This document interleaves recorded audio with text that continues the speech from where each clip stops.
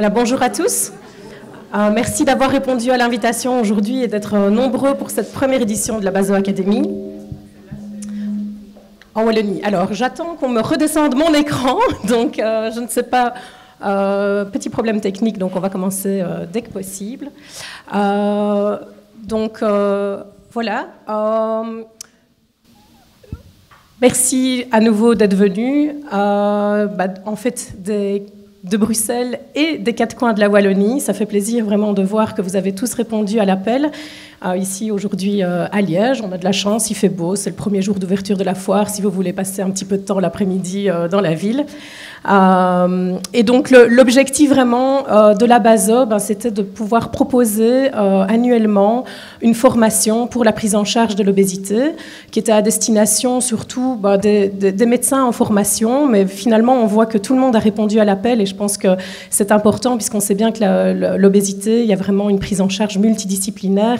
Et ici, vous venez finalement de tous les horizons de cette prise en charge multidisciplinaire et je vous remercie pour votre intérêt. Donc j'espère qu'on va me descendre mon écran pour la suite. Alors, des petites communications. Il y a un Wi-Fi pour ceux que ça intéresse. Donc, vous pouvez aller sur VDV Liège. Il n'y a pas de mot de passe qui est nécessaire. Donc, vous pouvez vous connecter au Wi-Fi de l'hôtel. Autre communication qu'on m'a demandé, sur votre badge, vous avez ou non une petite gommette. Donc la gommette verte signifie que vous pouvez prescrire des médicaments et donc pour les représentants de l'industrie aujourd'hui, c'est important de savoir aussi s'ils s'adressent à des gens qui peuvent prescrire ou non. Et donc si vous savez mettre votre badge dans le bon sens, ce sera plus facile pour eux. Haute communication, je reviendrai dessus encore. La Bazo organisera sa réunion annuelle avec le BISOMS les 7 et 8 février 2025 au Zépréventorium, donc pour l'anniversaire des 30 ans du Zépréventorium, donc à De Haene. Je reviendrai dessus avec toutes les informations dans la conclusion, mais bon, j'en profite puisque je dois combler le temps avec les communications. Et donc, je vous invite tous à venir pour cet événement qui s'annonce très intéressant, à la fois au niveau scientifique, personnel, et puis on fêtera ensemble un anniversaire aussi. Donc, voilà.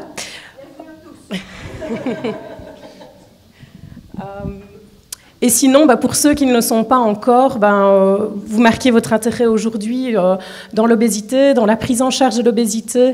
Je vous invite à rejoindre notre communauté, notre association, la Bazo, et à devenir membre.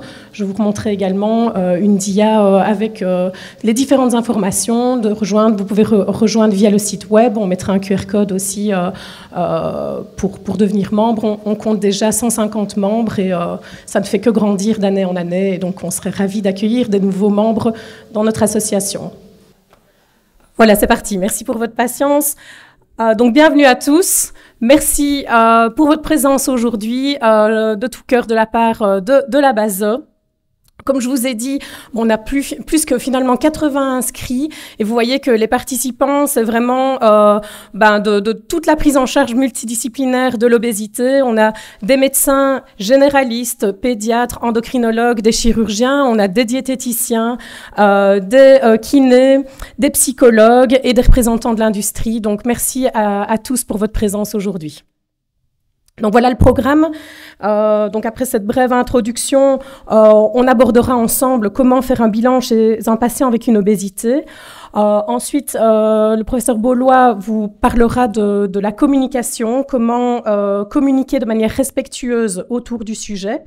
Vous aurez ensuite Madame Chmielewski qui vous parlera de ce qu'il faut faire et ne pas faire en matière de conseils diététiques.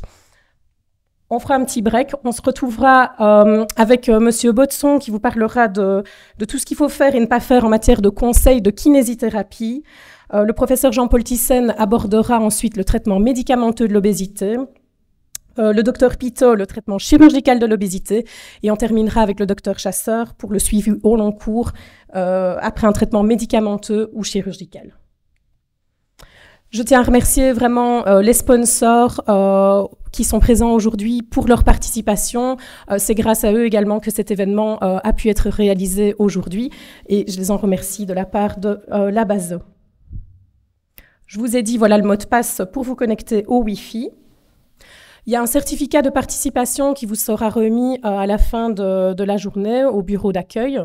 N'oubliez pas également de vous inscrire sur la fiche pour recevoir l'accréditation. On a fait des demandes d'accréditation en éthique et en économie également. Et votre avis est précieux. C'est une première édition de la BASE Academy, donc n'hésitez pas à donner votre feedback pour voir comment on peut améliorer cette journée pour les prochaines années. Et n'hésitez pas également à partager des photos, votre avis par rapport à l'événement d'aujourd'hui sur les réseaux sociaux. C'est important pour la visibilité. Comme je l'ai dit, n'hésitez pas également à rejoindre la BASE en tant que membre. Vous pouvez scanner ce QR code. Vous pouvez envoyer également un email à baseobesity@sauton.be où vous trouverez également les informations sur le site de la BASE.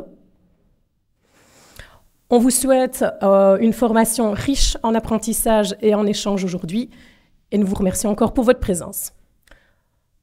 On peut commencer avec la présentation sur le bilan.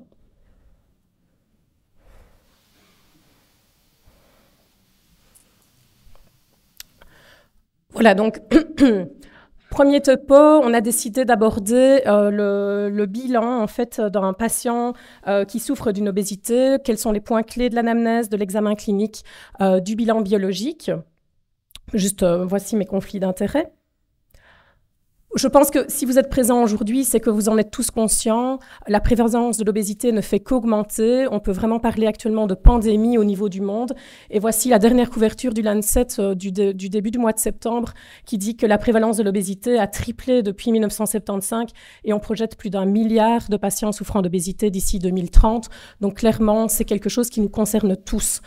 Et c'est une maladie dont on doit vraiment se tracasser et qu'on doit mieux prendre en charge actuellement. Je vous ai donné les chiffres au niveau du monde.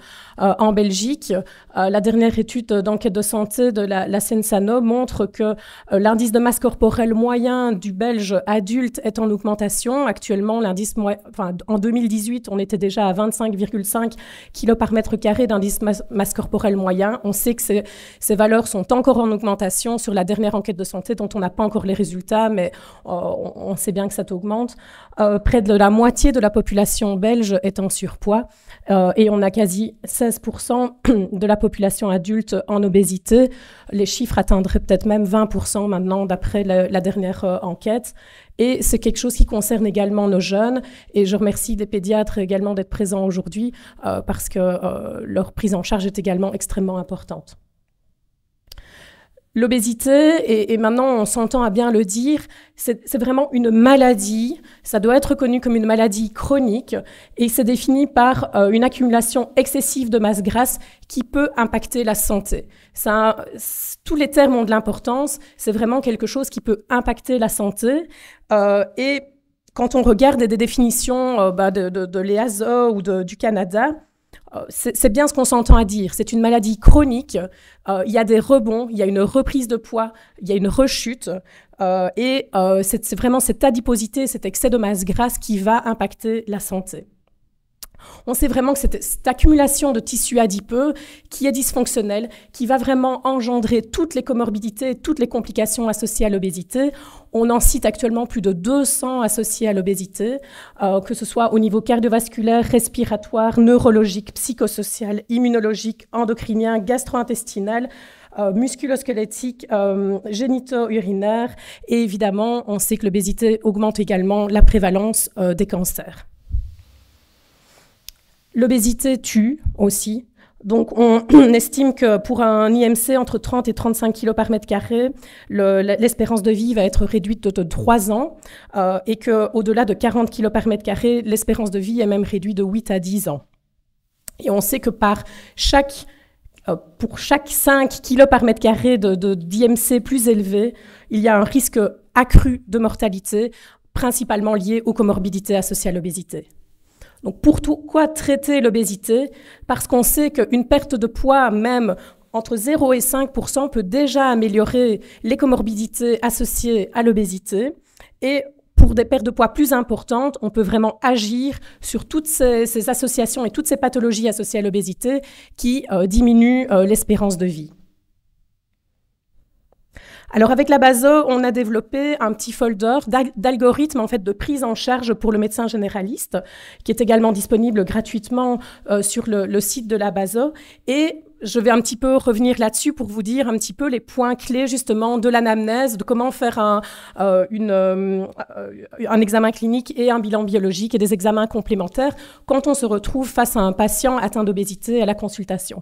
Donc quelque chose qui est très important d'abord à évaluer, et ça le professeur Beaulois en reparlera, je lui laisserai le temps, c'est vraiment la façon dont on communique avec le patient.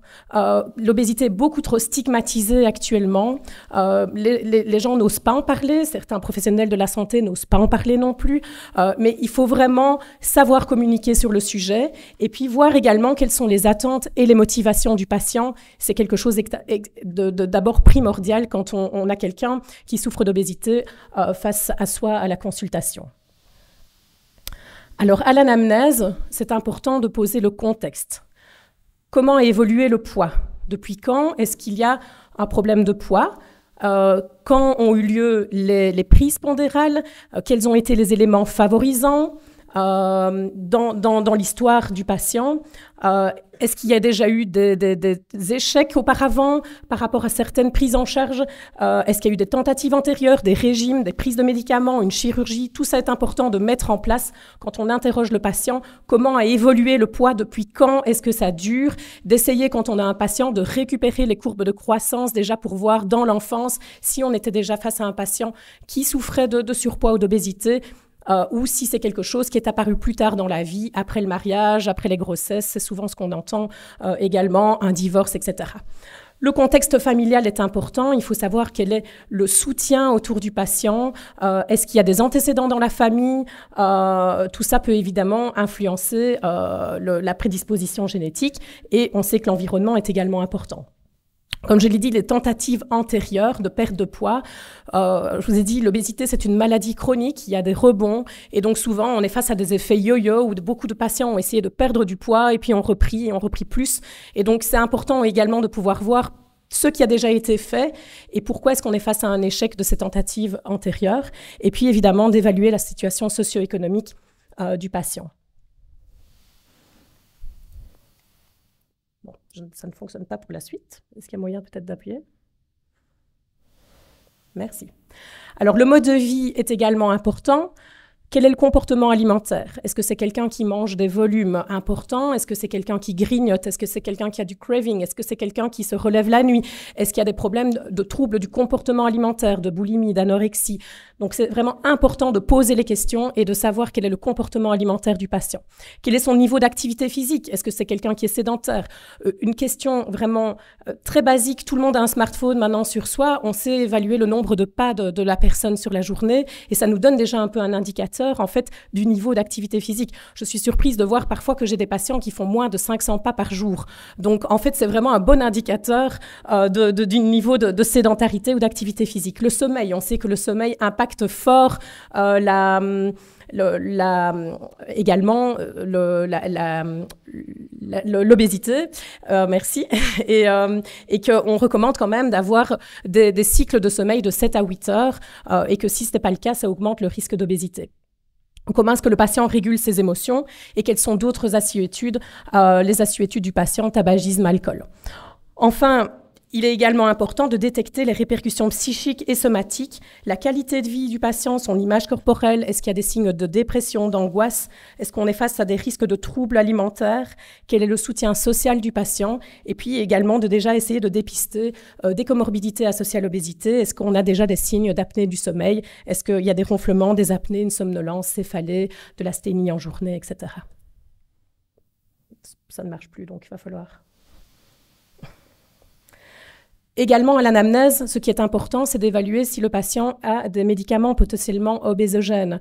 On sait que dans des antidiabétiques, dans les antidépresseurs, antipsychotiques, certains antihyplétiques, certains médicaments favorisent la prise de poids ou en tout cas empêchent également la perte pondérale. Et donc, quand on est face à ces patients qui prennent ce type de médicaments, évaluer est-ce qu'on peut proposer une alternative qui n'influence pas le poids ou en tout cas qui peut aider le patient dans le cadre de sa prise en charge. À l'examen clinique, qu'est-ce qui va être important d'évaluer? Bon, les mesures de l'obésité, évidemment, l'indice de masse corporelle via le poids, la taille, le tour de taille qui permet vraiment d'évaluer la distribution des graisses, l'importance de la graisse intra-abdominale, viscérale. On sait bien que c'est cette graisse qui va être vraiment beaucoup plus délétère au niveau cardio-métabolique. Évaluer les comorbidités associées à l'obésité. Donc, est-ce qu'il y a une hypertension artérielle? Avoir donc une mesure de la pression artérielle, avoir un brassard de taille adaptée. Souvent, elle est mal mesurée parce que les brassards ne sont pas de taille appropriée. Quelles sont les comorbidités, les complications déjà liées à l'obésité? On peut, via un examen clinique, déjà voir s'il y a des signes d'insuffisance cardiaque, des signes d'insuffisance hépatique, un lymphœdème, insuffisance veineuse, thrombose veineuse, tout ça peut se détecter à l'examen clinique. Est-ce qu'il y a des signes de goutte, d'arthrose? Faire un test de marche pour évaluer un petit peu la capacité physique du patient. Et puis, est-ce qu'on a des éléments cliniques également en faveur d'une cause somatique de cette obésité? Est-ce qu'on retrouve un goitre, des signes de Cushing, des signes éventuellement en faveur d'un syndrome d'ovaire micropolycystique, des vergetures abdominales, pilosité anormale, etc. Au niveau biologique, dans les examens complémentaires, à nouveau, on va essayer d'évaluer les complications associées à l'obésité, mais également de détecter ce qu'il pourrait y avoir des causes endocriniennes détectables également à la prise de sang. Donc, on propose un hémogramme, profil lipidique, glycémie à jeun, voire hémoglobine glyquée, enzyme hépatique, dont la bilirubine, et la fonction rénale avec un ionogramme de base. On peut pousser plus loin avec une fonction thyroïdienne, voire également au niveau vitaminique, vitamine D, B12, ferritine, l'acide urique pour évaluer s'il existe une hyperuricémie. Dans les examens complémentaires, évaluer éventuellement la fonction cardiovasculaire, envoyer le patient chez un cardiologue si on évalue ou on a une suspicion d'atteinte de maladies cardiovasculaires diverses. Une évaluation endocrinienne, si on a des signes cliniques ou si on veut pousser plus loin, suspicion d'hypothyroïdie, de Cushing, d'atteinte hypothalamique. Examen du foie, si on a suspicion de NASH ou d'autres pathologies. Donc, on peut faire une échographie, fibroscan, biopsie, ça se fait quand même de moins en moins. Et une polysomnographie pour détecter syndrome d'apnée obstructive du sommeil. Alors, je vous ai dit, l'indice de masse corporelle, c'est ce qui est toujours utilisé à l'heure actuelle pour un peu classer le surpoids entre 25 et 30, l'obésité au-delà de 30, grade 1, grade 2, grade 3. On sait que cet indice de masse corporelle, il est associé à un risque de mortalité plus important, plus il augmente. Et c'est d'ailleurs ce qui est utilisé à l'heure actuelle, en plus des comorbidités, pour indiquer la prise en charge de l'obésité avec les mesures hygiéno-diététiques, modifications psychologiques pour tout le monde, quand il y a indication de traitement pharmacologique et chirurgical. Mais ce qui est également important de prendre en compte, c'est plutôt une classification fonctionnelle de l'obésité, c'est-à-dire la classification d'Edmonton fait partie de ces scores. Ça permet vraiment d'évaluer quelle est la sévérité de l'obésité. Ça prend en compte les comorbidités associées à l'obésité et également les limitations fonctionnelles et l'impact au niveau du bien-être du patient.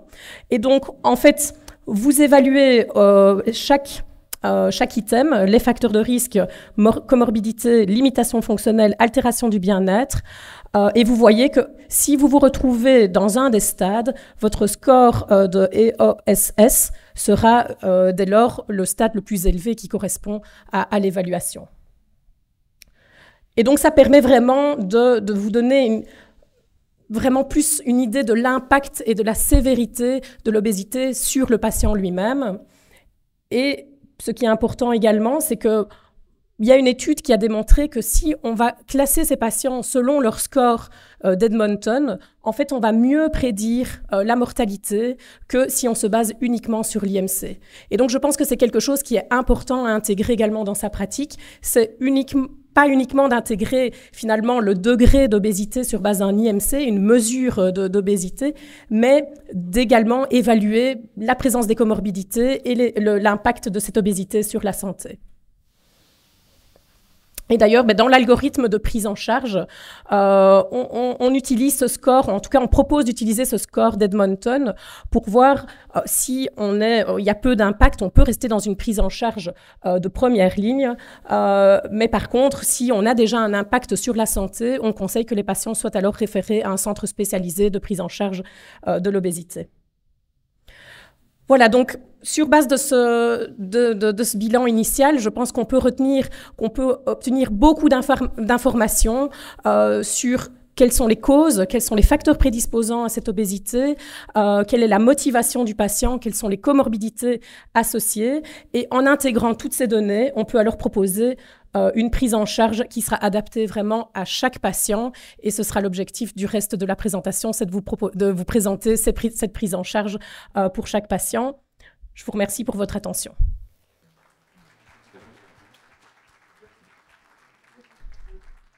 Merci Nathalie pour cette intéressante présentation et mise en bouche. Est-ce qu'il y a des questions dans la salle?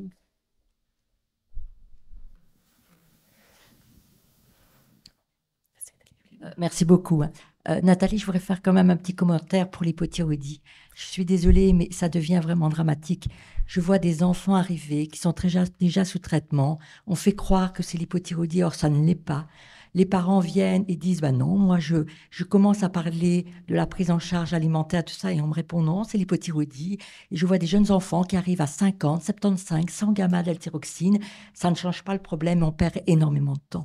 Donc je pense qu'il y a un moment donné, le temps qu'on dise au niveau du baso que c'est fini. L'hypothyroïdie, il faut arrêter, quoi. Parce que ça devient mais vraiment dramatique. Non, mais je suis tout à fait d'accord. Et d'ailleurs, on a entendu récemment que les hormones thyroïdiennes faisaient partie des médicaments les plus prescrits au niveau de la population belge. Je suis tout à fait d'accord avec ça. Maintenant, je pense que ça fait partie du bilan endocrinien et qu'on doit exclure une hypothyroïdie sévère qui pourrait participer. Mais je suis tout à fait d'accord qu'actuellement, avec des TSH entre 2 et 4, où on considère qu'il pourrait y avoir une hypothyroïdie, je pense que les praticiens ont tendance à se cacher derrière des causes qui existent pour ne pas devoir discuter du problème et traiter vraiment le problème. Je suis tout à fait d'accord. Je pense aussi parfois que les implantations des tests thyroïdiens se fait avec des personnes qui vont, comme le dire, qui ont une basse thyroïdie. Et très souvent, en consultation, on peut tirer. Tout à fait. J'approuve complètement. Mais je pense que c'est le problème actuel, c'est que maintenant, je pense qu'on commence à avoir de plus en plus de solutions, mais je pense que face à des patients qui sont en demande de prise en charge, c'est parfois facile de leur proposer un traitement et de dire voilà la cause de votre problème, plutôt que finalement d'aller pousser plus loin dans les investigations et dans la prise en charge. Je propose qu'on continue avec Véronique Beaulois qui, je fais un petit changement au programme, mais je pense que c'était important de pouvoir en parler aussi, surtout vu le nombre de pédiatres et puis vu ce nouveau trajet de soins pédiatriques de l'obésité qui existe maintenant depuis l'été passé, qu'elle puisse vous réexpliquer exactement ce qui a été mis en place pendant 10 minutes et puis on passera sur la manière de communiquer.